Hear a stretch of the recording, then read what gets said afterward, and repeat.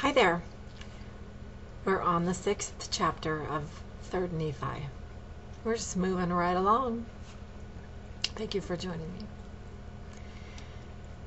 And now it came to pass that the people of the Nephites did all return to their own lands in the 26th year, every man with his family, his flocks, and his herds, his horses, and his cattle, and all things whatsoever did belong unto them.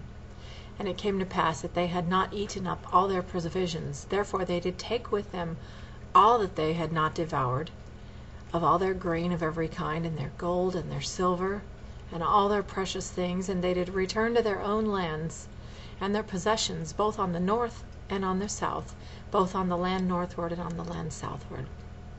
And they granted unto those robbers who had entered into a covenant to keep the peace of the land, who were desirous to remain Lamanites, lands according to their numbers, that they might have with their labors wherewith to subsist upon. And thus they did establish peace in all the land. And they began again to prosper, and to wax great. And the 26th and 7th years passed away, and there was great order in the land.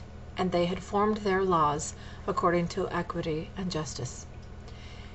And now there was nothing in all the land to hinder the people from prospering continually, except they should fall into transgression. And now it was Gidgiddoni, and the judge Laconius, and those who had been appointed leaders, who had established this great peace in the land. And it came to pass that there were many cities built anew, and there were many old cities repaired, and there were many highways cast up, and many roads made, which led from city to city, and from land to land, and from place to place. And thus passed away the 28th year, and the people had continual peace. But it came to pass in the 29th year there began to be some disputings among the people, and some were lifted up unto pride and boastings, because of their exceedingly great riches, yea, even unto great persecutions. For there were many merchants in the land, and also many lawyers, and many officers. And the people began to be distinguished by ranks, according to their riches, and their chances for learning. Yea, some were ignorant because of their poverty, and others did receive great learning because of their riches. Some were lifted up in pride, and others were exceedingly humble. Some did return railing for railing, while others would receive railing and persecution and all manner of afflictions, and would not turn and revile again, but were humble and patient before God. And thus there became a great inequality in all the land, insomuch that the church began to be broken up. Yea, insomuch that in the 30th year the church was broken up in all the land, save it were among a few of the Lamanites, who were converted unto the true faith. And they would not depart from it, for they were firm and steadfast and immovable, willing with all diligence to keep the commandments of the Lord. Now the cause of this iniquity of the people was this: Satan had great power, under the stirring up of the people to do all manner of iniquity, and to the puffing them up with pride, tempting them to seek for power, and authority, and riches, and the vain things of the world. And thus Satan did lead away the hearts of the people to do all manner of iniquity. Therefore they had enjoyed peace but a few years. And thus in the commencement of the 30th year, the people having been delivered up for the space of a long time, to be carried about by the temptations of the devil, whithersoever he desired to carry them, and to do whatsoever iniquity he desired they should, and thus in the commencement of this, the 30th year, they were in a state of awful wickedness. Now they did not sin ignorantly, for they knew the will of God concerning them, for it had been taught unto them. Therefore they did wilfully rebel against God. And now it was in the days of Laconius, the son of Laconius, for Laconius did fill the seat of his father, and did govern the people that year.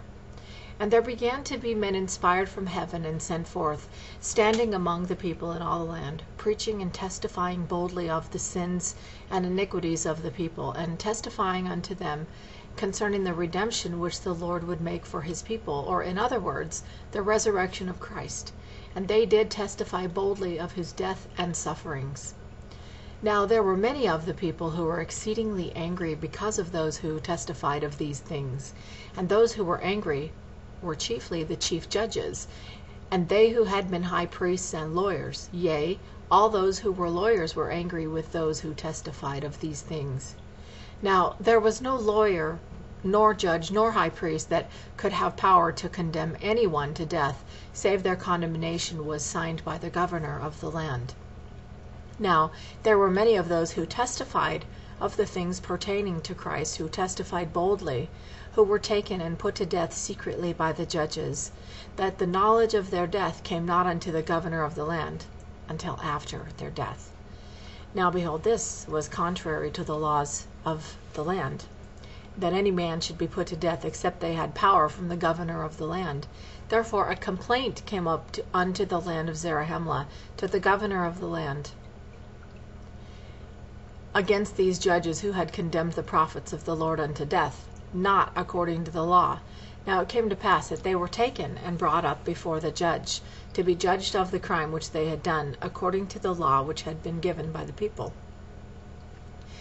Now it came to pass that those judges had many friends and kindreds, and the remainder, yea, even almost all the lawyers and high priests, did gather themselves together and unite with the kindreds of those judges who were to be tried according to the law.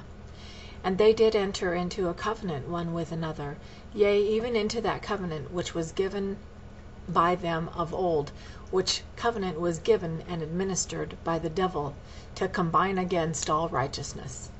Therefore they did combine against the people of the Lord, and enter into a covenant to destroy them, and to deliver those who were guilty of murder from the grasp of justice, which was about to be administered according to the law. And they did set at defiance the law and the rights of their country, and they did covenant one with another to destroy the governor, and to establish a king over the land, that the land should no more be at liberty, but should be subject unto kings.